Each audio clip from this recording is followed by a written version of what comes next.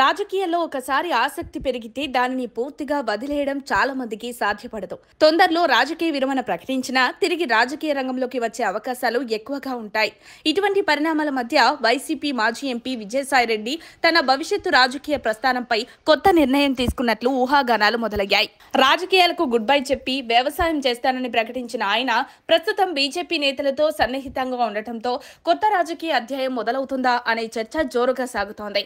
YS Jagan రాజకీయ ప్రస్థానంలో విజయసాయిరెడ్డి కీలక పాత్ర పోషించారు. పార్టీ ఆవిర్భావం నుంచి అధికారంలోకి వచ్చేదాకా ఆయన జగన్ కు బలమైన మద్దతుగా నిలిచారు. గతంలో అక్రమాస్తుల కేసులో జగన్ అరెస్ట్ అయినప్పుడు విజయసాయిరెడ్డితో కలిసి ఆయన కూడా 16 నెలలు జైల్లో గడిపిన సంగతి తెలుసు.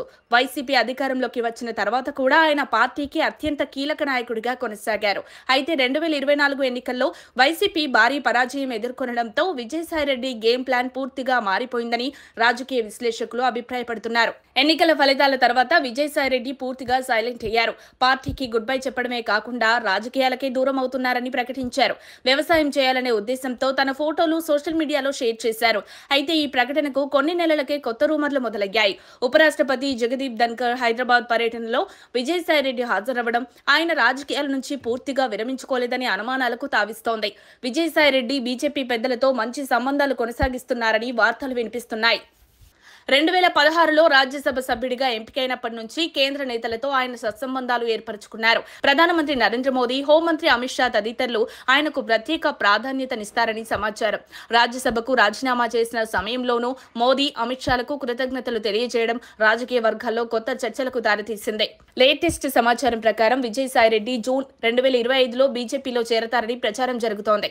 అయితే ఎన్నికల తర్వాత వెంటనే చేరితే వైసీపీకి వెన్నుపోటు పొడిచారని అపవాదు వస్తుందనే కారణంతో కొంతకాలం రాజకీయాలకు విరామం ప్రకటించారని భావిస్తున్నారు.